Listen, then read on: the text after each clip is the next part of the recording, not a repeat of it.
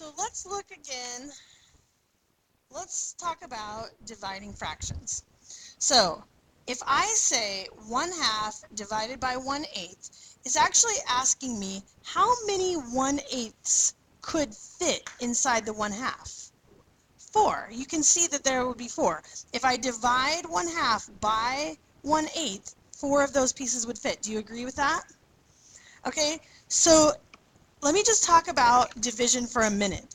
Division is the same thing as a fraction, right? That's all a fraction is a division problem. So when I say even something you know, right? 4 divided by 2. 4 divided by 2 is what?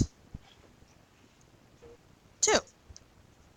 Well, this is the same thing as 4 divided by 2, which you already know is 2, or 4 times 1/2. What is half of 4? 2.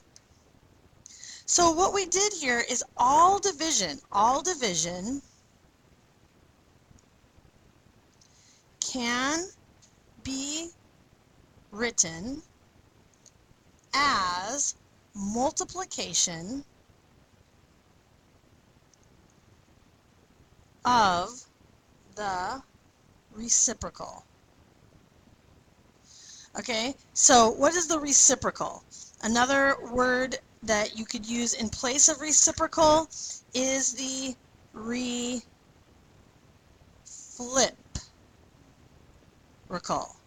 That's a joke. Okay, the reciprocal of 2 is 1/2. Okay, because we just flip it. That's why I use the word refliprocal. Actually, if you multiply a number times its reciprocal, a number times its reciprocal, what will it be? What's 2 times 1/2? Yeah, which is what? 1/2. Anytime you multiply a number by its reciprocal, you always get 1. So let's try out some reciprocals for a minute. What is the reciprocal of 1/8? The reciprocal. 8 over 1.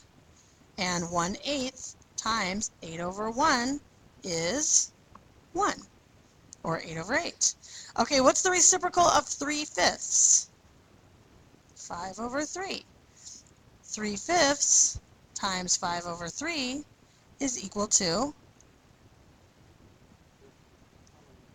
15/15, which is 1. Anytime you multiply a number by its reciprocal, you always get 1. And that basically what it means is that it undoes that operation. So let's look back here. How can we get this answer to this problem?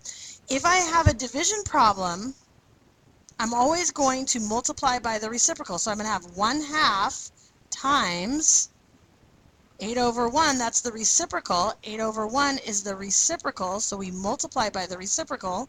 Now, what do I get? 8 over 2, or if we cross cancel, right? If we cross cancel, what do we get? Yeah, 1 and 4. 8 over 2 is the same thing as 4.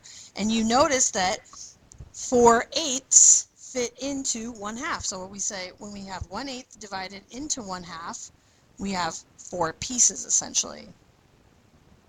So that's really the rule for division. Now, anytime you have an mixed number, what do you think you're going to need to do with a mixed number?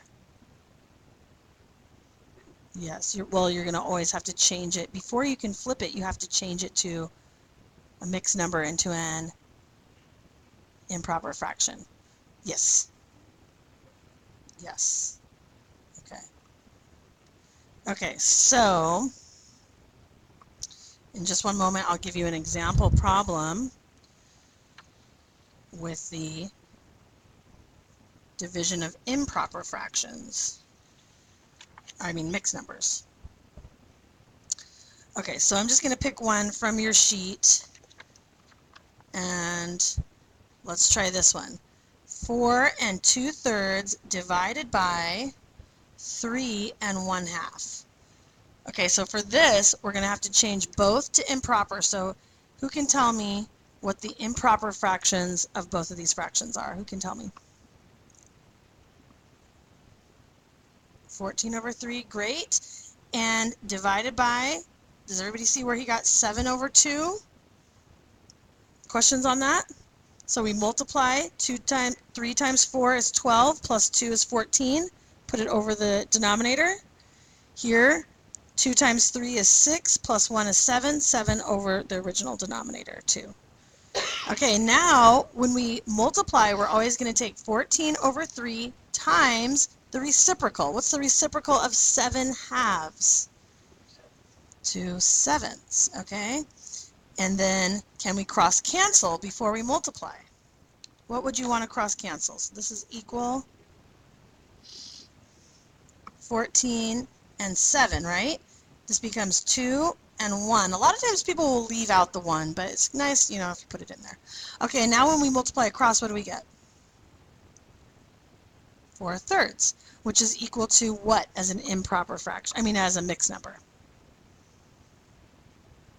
1 and 1/3, 1 and 1/3, because 3 goes into 4 one time, right?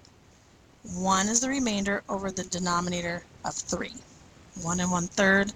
These are equivalent fractions with each other. You can always test it out using that. Okay, now let's try a word problem. So I'm going to just flash the word problem, or actually I'll read it and then I'll flash it up since you're still writing. So if Mary uses 6 2/3 pounds of clay to make 4 bowls, how much clay does she use for each bowl? So the important thing when it comes to division is to decide which fraction do we divide into which. What number are we dividing into which one? So if we're making 4 bowls and we're using this much clay, what number should we put first and which number should we divide by?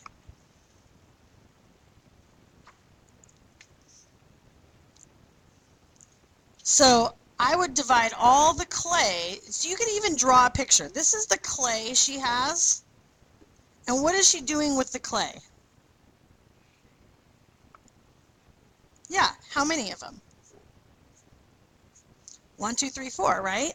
So we're taking the clay, 6 2/3, we're dividing it by 4 bowls. So what I would suggest with word problems, read it as much as you can, try and act it out. If you don't, if the fraction is throwing you off, you might replace the fraction with a whole number. If I just said she had 6 pounds of clay, she's making 4 bowls, then I think you would have an easier time knowing which to divide by, right?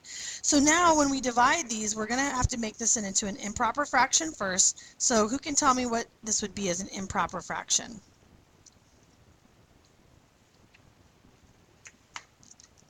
(20/3), because 6 times 3 is 18 plus 2 is 20. 20/3, and when we divide, we're going to multiply by the reciprocal. What's the reciprocal of 4? 1/4. Okay, so that's our multiplication problem.